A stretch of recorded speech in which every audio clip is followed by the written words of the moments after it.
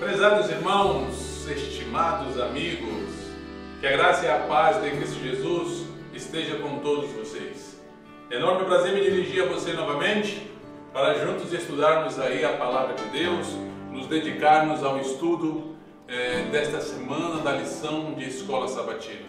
Estamos tendo maravilhosos estudos, lições maravilhosas, como a da semana passada. Hoje nós também teremos um tema que é incrível de se tratar, e vem falando sobre a salvação.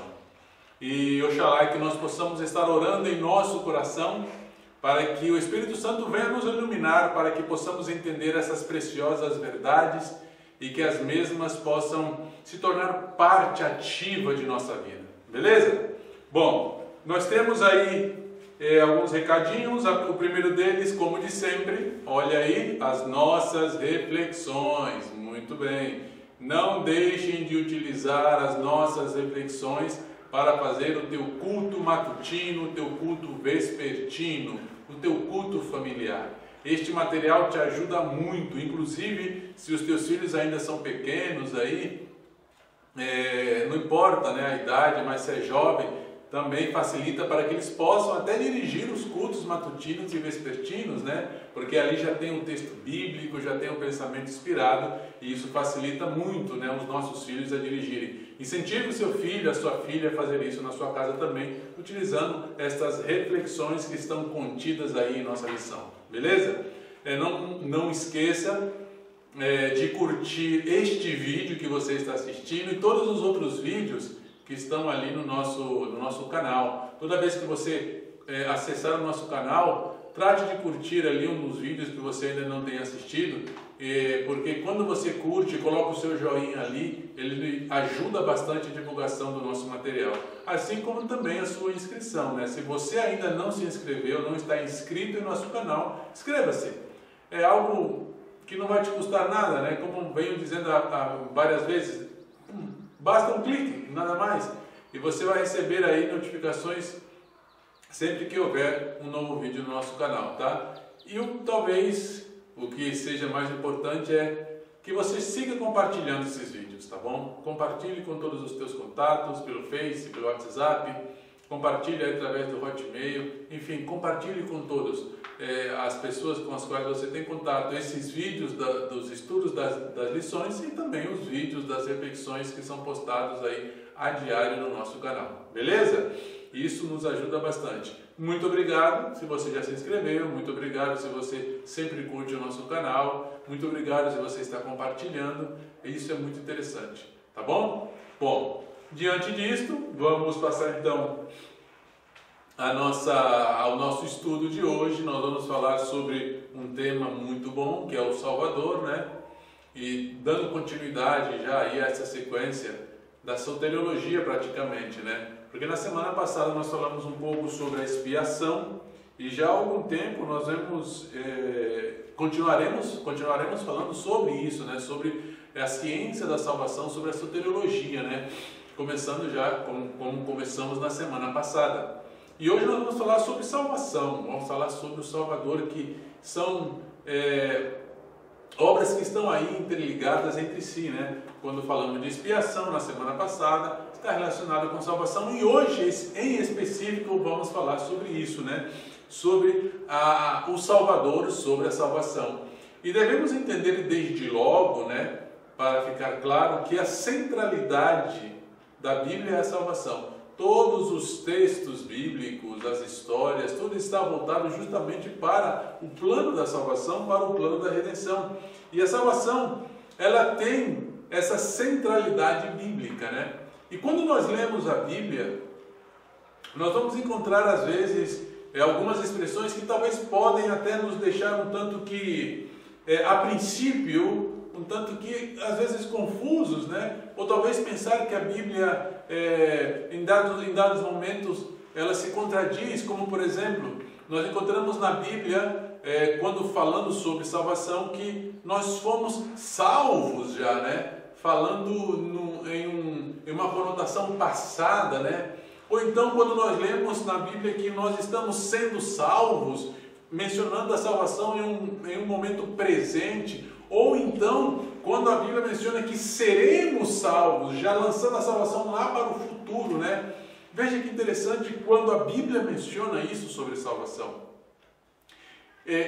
Nesses textos bíblicos, tem vários, né, que mencionam estes tempos da salvação, tanto no passado, no presente e no futuro, né? No passado, falando de salvação no passado, nós encontramos que a salvação ela é uma obra concluída, uma obra terminada, né, lá no passado, onde nós somos salvos da culpa do pecado, onde houve em um momento determinado a remoção da culpa do pecado de sobre nós e foi colocado sobre outra pessoa, né? Então, nesse sentido, a salvação ela tem esse tempo lá no passado, né? Ela também tem no tempo presente, quando nós estamos sendo salvos, né? Ou seja, através do Espírito Santo, veja só que interessante, através do Espírito Santo nós estamos sendo salvos de nossos hábitos pecaminosos e nós estamos sendo salvos também do domínio do poder do pecado, né? Então é a salvação no seu tempo presente, no momento em que nós estamos vivendo atualmente. Constantemente você está sendo salvo dos seus hábitos pecaminosos, né? Mudando eles por novos hábitos. E, logicamente, estamos constantemente sendo libertados do poder do pecado. E a salvação lá no futuro, né? Seremos salvos, já falando de uma maneira mais relacionada com o resgate do corpo humano, não, com o resgate dos filhos de Deus, né? Com a salvação de todos os filhos de Deus, daqueles que morrerem serão ressuscitados, né? Ou seja, fala daquela transformação de nossos corpos lá no futuro, né? E onde também seremos de uma vez salvos da presença do pecado, né? Então, assim de maneira resumida, é o que está mencionado em nossa lição. Em outras palavras, lógico, né, com textos bíblicos que nós iremos analisar alguns deles no decorrer de nosso estudo, né? Então, é isso que vem falando a nossa lição de hoje, sobre a salvação nesses tempos, né? Como Cristo efetuou ela na cruz do Calvário, que Ele veio justamente para cumprir essa missão, como Ele está efetuando isso hoje, né? E veja que interessante, e não tem como falar dos tempos da salvação sem falar em duas dimensões da salvação. As duas dimensões são a dimensão vertical, a salvação como ato vertical, consumado, terminado, e a outra dimensão que é horizontal, que menciona a salvação como um processo, ou seja, veja, a salvação como ato consumada diretamente em Cristo Jesus. Mas essa salvação aplicada a nós, ela acaba tendo essa conotação horizontal, ou seja, essa dimensão horizontal, porque ela se torna um processo. Ela se torna algo que vai sendo desenvolvido em nós. Como ato em Cristo está completamente consumado. É a dimensão vertical, de cima para baixo. E a dimensão horizontal, que é essa aplicação da salvação que é feita pelo Espírito Santo em nossa vida. Tá certo? Pois bem, tendo feito essa introdução, ou este rápido resumo da nossa lição, nós iremos analisar que é importante uma experiência, não uma experiência superficial, senão uma experiência profunda com o nosso Cristo Jesus, com Cristo Jesus. Porque justamente Cristo, como o nosso Salvador e como o consumador da nossa salvação, Ele deseja esta experiência, ter essa experiência conosco e nós que tenhamos essa experiência com Ele também. Ou seja, não basta apenas dizer, eu conheço a Cristo Jesus, eu sei quem é Cristo Jesus. Hoje em dia temos muitas pessoas por aí que sabem quem é Cristo Jesus, mas na verdade eles não têm uma experiência pessoal com Cristo Jesus. Eles não têm um conhecimento experimental com Cristo Jesus. E como diz a nota, a irmã White falando, ela fala assim, olha, eu não posso ter essa experiência por você, e nem você pode ter essa experiência por mim. Portanto, essa é uma experiência pessoal, que você deve ter com Cristo Jesus, que eu devo ter com Cristo Jesus, de ter esse conhecimento experimental de Cristo Jesus, com Cristo Jesus. Somente assim nós teremos o real sentido, o real conhecimento daquilo que é salvação, e só assim nós daremos também a devida importância à salvação que Cristo nos oferece, quando nós temos essa relação com Ele. E nós vemos que a salvação, ela foi uma promessa. Lá no passado nós encontramos em Isaías, onde nos fala ali o profeta que haveria a salvação, Deus dizendo: a minha salvação está prestes a vir. Ou seja, Deus ele já havia prometido, né, que realmente Ele salvaria o seu povo, que daria salvação ao seu povo. E a profecia que nós encontramos ali em Isaías, ela é aplicada diretamente a Cristo, é uma profecia messiânica. Ou seja, uma das missões de Cristo, talvez a missão de Cristo, né, nesse sentido, era a salvação do homem, era a salvação do seu povo, porque isso estava profetizado. Quando nós falamos de salvação, irmãos, salvação é algo eterna, né? É algo que já foi planejada por Deus, por Cristo há muito tempo, e no Antigo Testamento nós encontramos ela através dos símbolos, encontramos ela consumada em palavras, né? No sentido de que quando Deus fala que vai salvar, realmente Ele vai realizar aquilo que Ele prometeu, né? Então, no Antigo Testamento nós encontramos que a palavra de que nós fomos salvos, né? Ou seja, veja só, algo que ainda nem havia acontecido, ou estava por acontecer, que era o sacrifício de Cristo, já era dado como consumado. A salvação já era dada como consumada antes mesmo de ter dado início com a vinda de Cristo a essa terra, né? A este mundo, quando Ele veio e se encarnou como um de nós, como um ser humano, né? Então, veja só que, apesar da promessa que é feita por Deus, já se dá por cumprido, porque Deus, quando Ele fala, quando Ele promete, com certeza Ele cumpre. Então nós encontramos aí a promessa de salvação que fora feita já há muito tempo aos homens, ao povo de Deus, onde Deus promete que realmente Ele salvaria o seu povo. E isso veio a cumprir-se quando o nosso Redentor nasceu neste mundo. Quando Ele veio a este mundo e nasceu como um de nós, semelhante a nós. E ali fala que Cristo ele veio para salvar aquilo que se havia perdido. Ele veio resgatar aquilo que estava, como posso dizer, indo por caminhos, ou já estava em caminhos equivocados, que já estava a morte ali. Que Cristo ele veio para viver como Salvador. Ele não veio naquele momento para condenar. Aqui é interessante, né? Se Cristo a princípio, irmãos, quando Ele veio a este mundo, Ele veio para salvar. Ele não veio para condenar. Entendamos isto, né? Não era a função de Cristo quando veio ou nasceu nesta terra, não era a função dele condenar a ninguém. A função dele naquela ocasião era mediar a salvação do homem, era ser o salvador do homem. Mas isso não quer dizer que alguns sentissem condenados por causa da vinda de Cristo Jesus. Na verdade, alguns realmente assim pensavam, né? Que pela vinda de Cristo, alguns homens eles incorreram em condenação. Mas por que incorreram em condenação? Porque do momento em que a pessoa ela rejeita Cristo Jesus, não crê em Cristo Jesus, já está condenada. Mas isso não quer dizer, ou nós não podemos atribuir a culpa dessa condenação a Deus. Nós não podemos atribuir a culpa dessa condenação a Cristo Jesus. Porque Ele mesmo disse, eu não vim para condenar, eu vim para salvar, eu vim para resgatar aquilo que se havia perdido, salvar aquilo que estava perdido.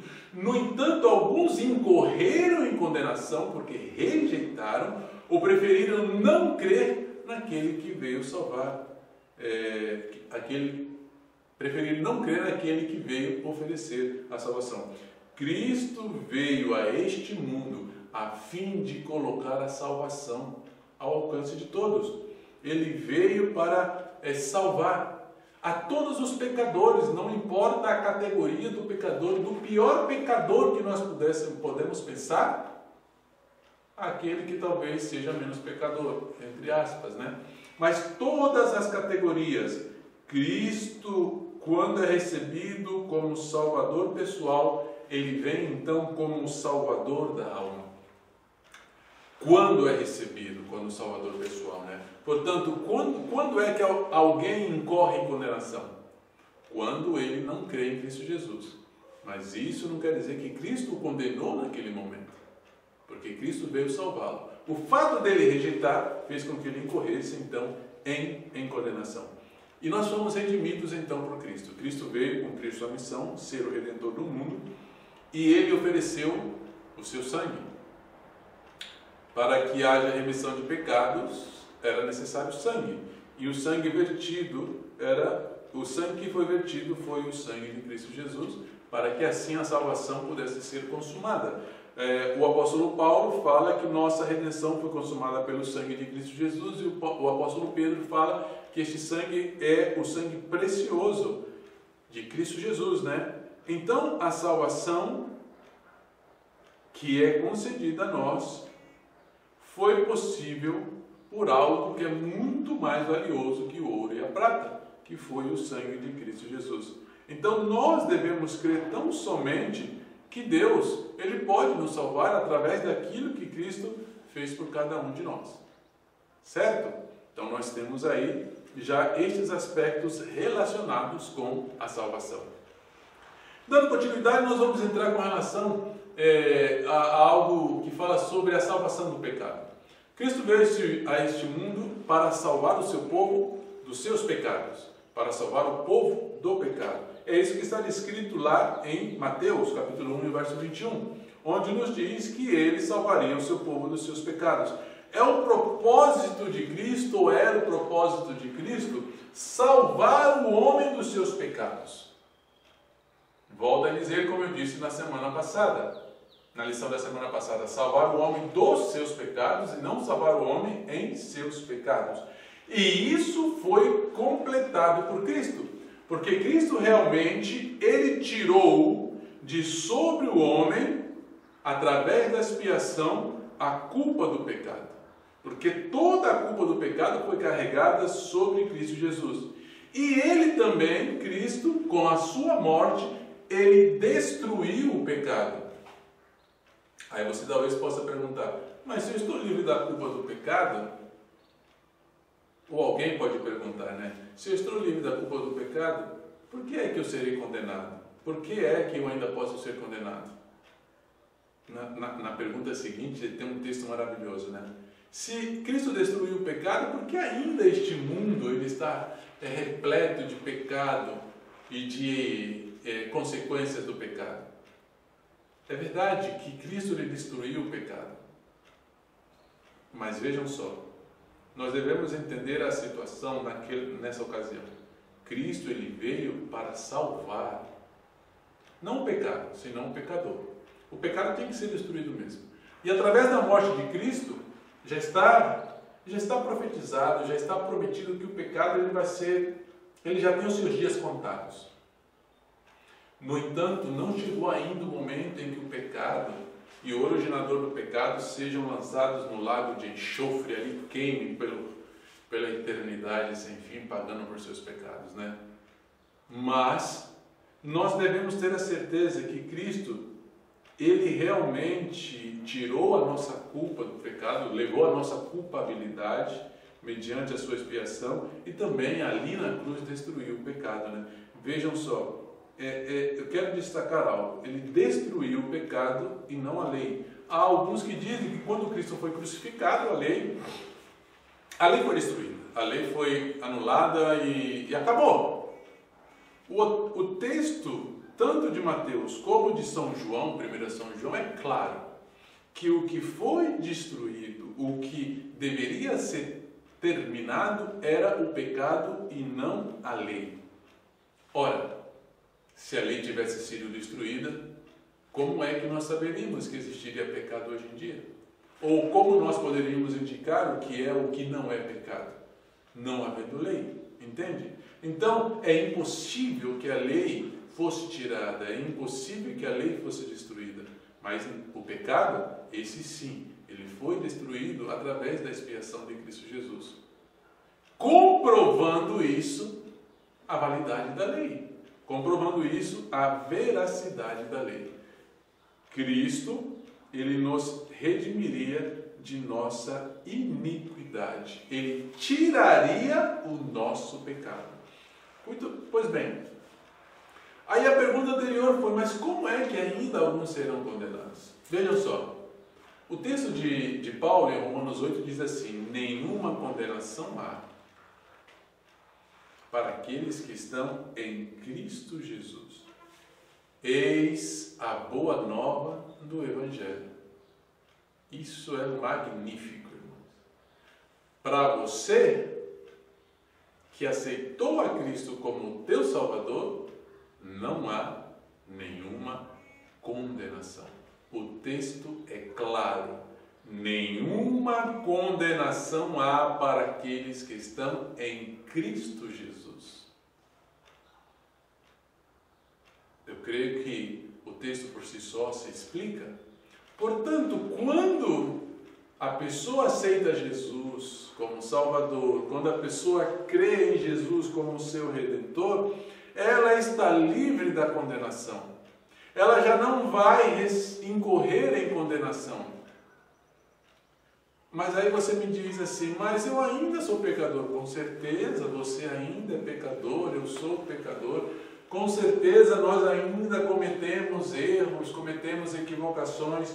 Com certeza ainda nós temos deficiências de caráter, nós temos deficiências em nosso proceder. Com certeza algumas vezes nós ainda ofendemos a Deus com nossas palavras. Claro, isso acontece. No entanto, a diferença está que você, ao cometer um pecado, quando você comete um erro, quando você por causa das deficiências de caráter ainda ofende a Deus, você prontamente busca confessar o seu pecado, busca se arrepender e busca melhorar, e busca ser melhor, e busca ser diferente. Porque o texto continua dizendo que não há condenação para aqueles que estão em Cristo Jesus, que não andam segundo a carne, mas segundo o Espírito. Veja só, mostra essa batalha aí entre a carne e o Espírito. A carne sempre vai querer te levar a pecar. A carne sempre vai querer te levar a contrariar a vontade de Deus. A carne sempre vai querer te levar a satisfazer o próprio eu. O Espírito, ele vai querer te levar para mais perto de Deus. O Espírito vai querer te levar para fazer a vontade de Deus. Mas a condenação não vem para aquele que está em Cristo e que não anda segundo a carne, que não sente prazer em satisfazer a carne, que não sente prazer em seguir as concupiscências da carne. Portanto, quando não há esse sentir, mas a pessoa tem um sentir de andar conforme o Espírito, que condenação vai haver para essa pessoa? É por isso que Paulo ele enfatiza, não há. Cristo levou a sua culpa, levou a sua condenação. Aqueles que aceitam a Cristo como Salvador, eles recebem justificação, são justificados. Aqueles que recebem a Cristo como Salvador, eles são libertados. E aqueles que têm e creem em Cristo Jesus como Salvador, não serão ou não vão receber a condenação. É diferente, veja só, o texto que eu utilizei ainda há pouco, e volto a mencionar, é: aquele que não crê, já está condenado, mas aquele que crê, está salvo. A pessoa será condenada por não crer em Jesus como Salvador. Com certeza você crê em Jesus como Salvador, você aceitou Jesus como teu Salvador pessoal, portanto, nenhuma condenação há para você. O texto inspirado fala assim que cada um deve viver de tal maneira que Deus aprove e abençoe. Não é a vontade do Pai Celestial que sempre estejamos sob condenação ou trevas, andando cabisbaixos e com o coração cheio de preocupações, não constitui isso verdadeira humildade. Às vezes a pessoa pensa assim, poxa, eu cometi um pecado, ela anda cabisbaixa, e poxa, eu vou ser condenado, o que eu fiz, que erro que eu cometi. Não é a vontade de Deus que nós andemos dessa maneira. A vontade de Deus é que nós entendamos que em Cristo Jesus, nós, crendo nele, nós não teremos nenhuma condenação. A condenação virá sim, virá para todos aqueles que andam conforme a carne, que andam satisfazendo os desejos carnais. Nós somos salvos da condenação e nós também somos salvos da morte. Cristo, ele venceu a morte. Onde está a morte? Diz ali a tua vitória. Onde está, ó morte, o teu aguilhão? Onde está o teu poder, ó inferno, ó Hades?